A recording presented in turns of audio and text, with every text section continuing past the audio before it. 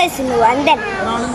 ആദരണീയരായ അധ്യാപകർ, എൻ്റെ പ്രിയ കൂട്ടുകാർ, ഏവർക്കും സ്വാതന്ത്ര്യദിന ആശംസകൾ നേരുന്നു. സ്വാതന്ത്ര്യം എന്താണ്? സ്വാതന്ത്ര്യം ഈ ഒരു വാക്കിന് പിന്നിൽ എത്രയോ ത്യാഗങ്ങളുടെ കഥകളുണ്ട്, എത്രയോ കണ്ണുനീരിന്റെ കഥകളുണ്ട്, എത്രയോ ജീവൻ ബലിയർപ്പിച്ച ധീരന്മാരുടെ ഓർമ്മയുണ്ട്.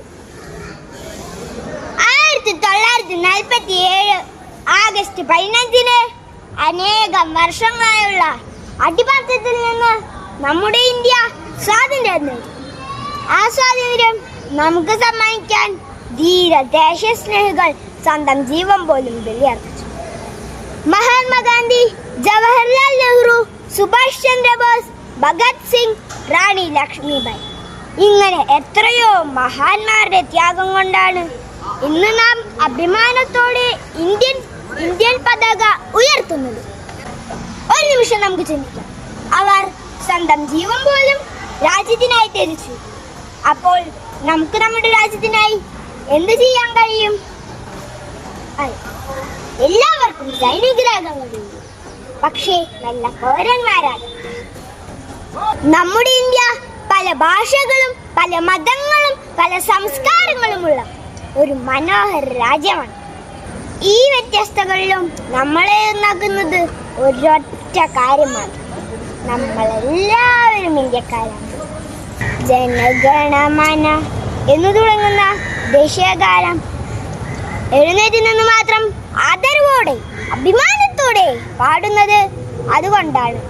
നമ്മുടെ സൈനികർ അതിർത്തിയിൽ ഉറങ്ങാതെ കാവൽ നിൽക്കുമ്പോൾ നാം ഇവിടെ സമാധാനമായി ഉറങ്ങുന്നു. സ്വാതന്ത്ര്യം നേടുക എന്നത് എത്രയോ വലിയ കാര്യമായിരുന്നു. എന്നാൽ നാം നേടിയ സ്വാതന്ത്ര്യം കാത്തു സൂക്ഷിക്കുക എന്നത് വലിയ ഉത്തരവാദിത്തം എന്ന് നാം തിരിച്ചറിയണം. നമ്മുടെ രാജ്യത്തിന്റെ ഭാവി ആരുടെ കൈകളിലാണ്? അത് നമ്മുടെ കൈകളിലാണ്. അതുകൊണ്ട് സ്നേഹവും സഹകരണവും വളർത്തി നമ്മൾ ഒന്നിച്ചു നിൽക്കണം, നല്ല പൗരന്മാരാകണം. ത്രിവർണ പതാക ആകാശത്ത് പാറുമ്പോൾ അത് വെറും ഒരു കൊടി മാത്രമല്ല, നമ്മുടെ സ്വാതന്ത്ര്യവും അവകാശങ്ങളും ഇന്നും സംരക്ഷിക്കപ്പെടുന്നതിൻ്റെ ഓർമ്മയാണ്. നമ്മുടെ രാജ്യത്തിന് വേണ്ടി ത്യാഗം സഹിച്ച ധീരന്മാരുടെ ഓർമ്മയാണ് അത്. ദേശീയ ഗാനം പാടുമ്പോൾ, ദേശീയ പതാക ഉയർത്തുമ്പോൾ മാത്രമല്ല, ഈ രാജ്യത്തിൻ്റെ പൗരന്മാർ